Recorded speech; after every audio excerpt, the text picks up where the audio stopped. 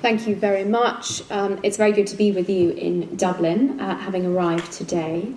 But for the slew of misinformation which we have unfortunately just been privy to, beginning, unfortunately, with the reason for the delay in this debate, because it is the case that the only pre-invited speaker who had been confirmed in advance to have been disinvited at the last moment and refused a platform was my partner on the opposition. But I'm nonetheless here to speak on behalf of both of us against the appalling misinformation that we have just heard. I will be addressing the motion in this debate, and I will be talking about how the West has really failed the Palestinians. I'm going to first talk about real oppression against the Palestinian people. I'm going to be talking about brainwashing, and I'm going to be talking third about unrealistic expectations. But before that, it bears marking that Emily Hand's 9th birthday will be celebrated, or not, tomorrow with her in captivity after her vicious abduction by Hamas terrorists. She is an Irish citizen. I'm sure you are all familiar with her name and her story. You are also probably also familiar with the bizarre sequence of events that saw her father celebrating at the news of her death.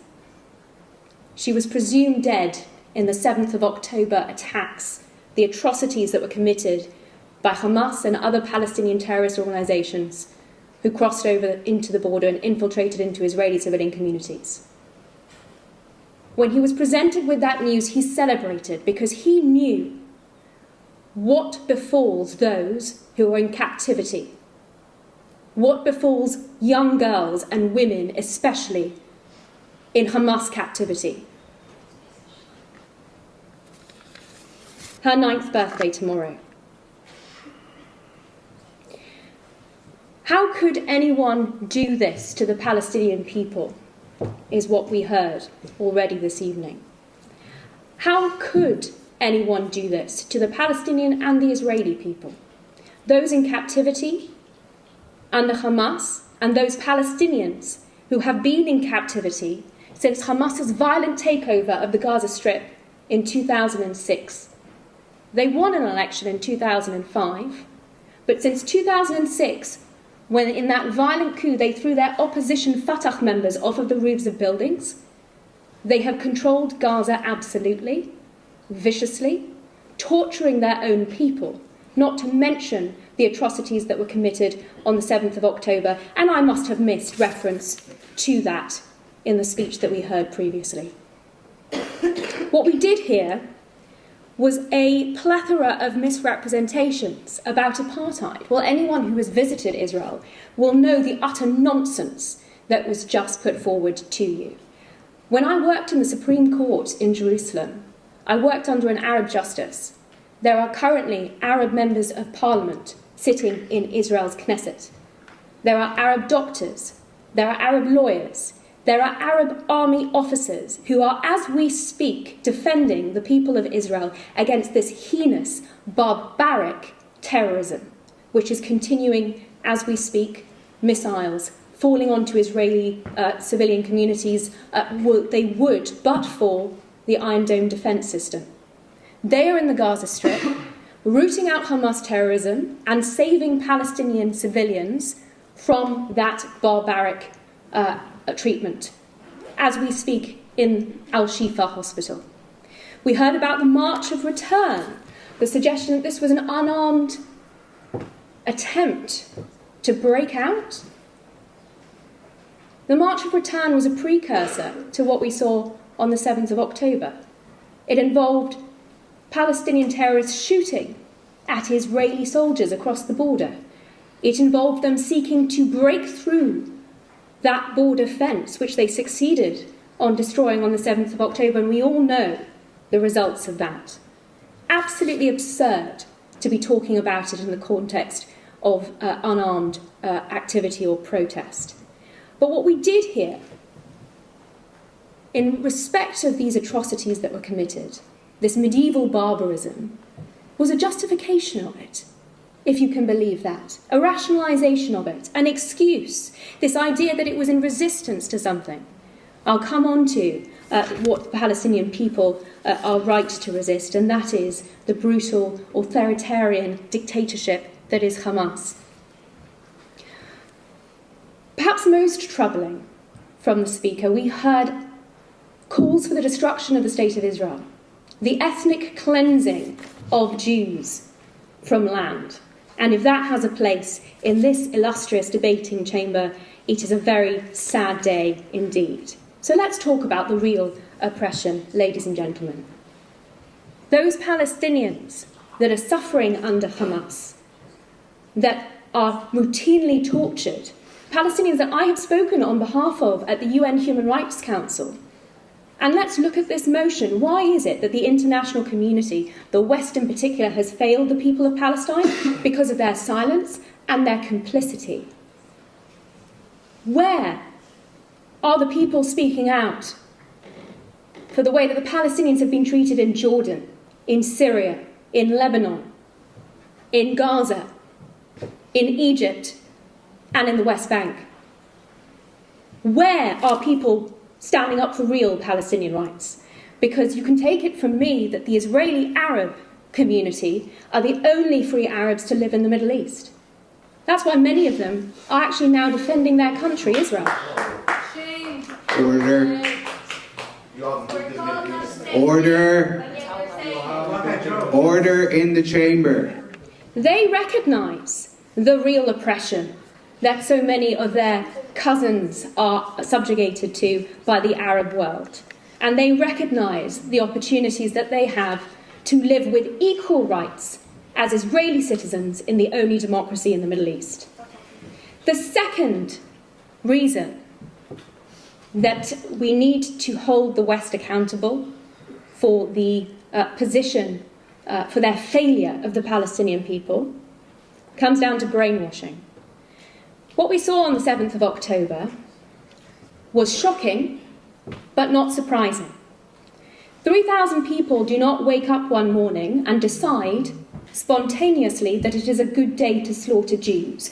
You do not create 3,000 people who are able to cut the stomach of a pregnant woman, extract the fetus before killing them both, to burn children, to rape and slaughter. Order. You do not create people who are capable of that. Order in the chamber. Overnight. Anyone asking for evidence here? Order in the chamber. Anyone asking for evidence here needs only look at the videos that these terrorists have put out onto social media. Order in the chamber. Because these are the real war crimes, ladies and gentlemen. And the reason that they are beyond doubt, the reason that they have been so carefully documented, is because the terrorists have revelled in them, have shared the evidence of their barbarity and their atrocities with glee. That, ladies and gentlemen, can only be the result of 30 years of brainwashing in the UNRWA school system ever since Oslo and the Palestinian Authority control over the education system. We have seen textbooks and schools and television programmes for children exalting martyrdom, encouraging the exact acts that we saw on the 7th of October, the same ones that were attempted in that so-called March of Return, and the international community has to take responsibility for that, for the funding that it has provided, and for the UNRWA school system in which, according to their own statistics, 3 out of 4 of the terrorists who crossed that border on the 7th of October were educated in. And let's not forget, ladies and gentlemen, this is not just Hamas. The people who crossed that border, including ordinary civilians, and it is thought that ordinary civilians are holding 60 hostages at present. The terrorists included Hamas, Palestinian Islamic Jihad, Fatah, affiliates of the PLO, the so-called moderates in this equation. Under the pay-for-slay salary system, the Palestinian Authority, the so-called moderates, pays the salaries of terrorists no matter what banner they coalesce under. They pay them according to how many Jews they slaughter, the severity of their crimes and how long their sentence is. That is brainwashing and incentivization to terror. When you promote hate you reap war. And the final point to address here, the international community's responsibility for the international community's failure of the Palestinian people is unrealistic expectations. And on this, I take the words of the Palestinian Authority President, currently in his 18th year of a 4-year term, Mahmoud Abbas, in respect of Obama's policy on settlements, requiring the ethnic cleansing of Jews in Judea and Samaria. What was Mahmoud Abbas's response? He said, "How can I be less Palestinian than the President of the United States?" What did he mean by that? He meant that when America took positions advocating for the ethnic cleansing of Jews, advocating for things that no responsible Israeli government would countenance, he, as the President of the Palestinian Authority, was hamstrung. He could not go to a negotiating table asking for anything less. He could far less leave a negotiating table having achieved anything less than the President of the United States was asking for. So it is in that context that promoting those unrealistic expectations has been pushing peace further away, has been increasing divisions, and that lies at the responsibility of the international community also. On those counts, on the real oppression that the Palestinians are facing, on the brainwashing in UNRWA schools and the incentivisation under the pay-for-slave policy, and on the constant perpetuation of unachievable positions in pursuit, supposedly, of peace, the West has indeed failed the Palestinian Arabs.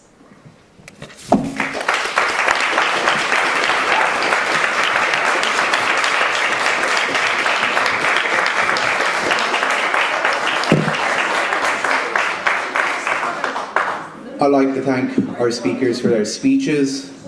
If there are any questions, please keep it to questions and not statements. I'd like to ask you, whereabouts exactly will we find the evidence of what Israel is saying Hamas did? Because there's none on the internet. The videos produced by the IDF are very cringy Hollywood style. There's nothing there for anybody. They were verified.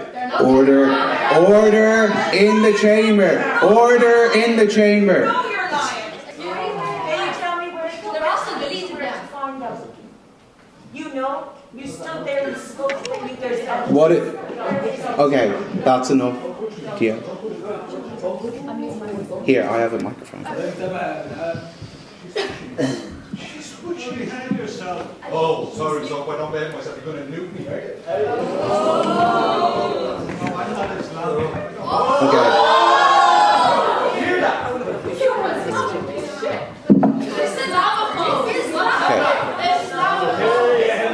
That's exactly what they want. Stop. Okay, we're going to wrap up this debate. Thank you very much for coming. Would you like to answer? I'm very happy to answer. So, apart from everything that I have unfortunately seen on social media and the testimonies of survivors, we also have 49 minutes of very strong material which has been shown to the international media. And reputable journalists have confirmed what they have seen. So, if you are not evidence from the Palestinians, okay. not So 45 minutes.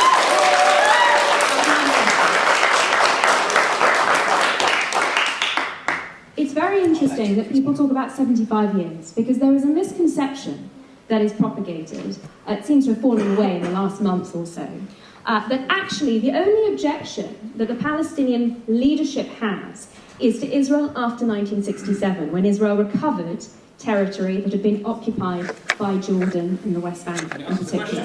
Right. Yeah, 75 years has been brought up, and that requires an answer. What it actually means, 75 years, is an objection to the state of Israel's very existence in any borders. Yes. That is something, yes, well, some of the members of the audience are agreeing with me. They're never... In Israel. That is something that is incredibly important to understand because it has been consistently the position of the Palestinian Authority and the PLO before it, which of course was established in 1964. Before there was any concept of Israel recovering that territory that had been seized from it as a fledgling state after it declared independence, in its war of independence by Jordan. So it's very, very telling, and I encourage anyone here who actually has an open mind to look into these issues and believe the words of the people who are advocating for Israel's destructions. That includes the Hamas leadership, who have said that they intend to commit 7th of October over and over and over again. That is not an act of any resistance. They have an autonomy and complete self-rule in the Gaza Strip. This evening, there was supposed to be a representative of the Palestinian Authority. Who is that person a representative of if there is an occupation? She would be an Israeli diplomat here this evening if there was an occupation. You are being fed misinformation, and I urge you to listen to the words of the Palestinian leadership, that of the PA and in the Gaza Strip, and in particular of their paymasters in Iran.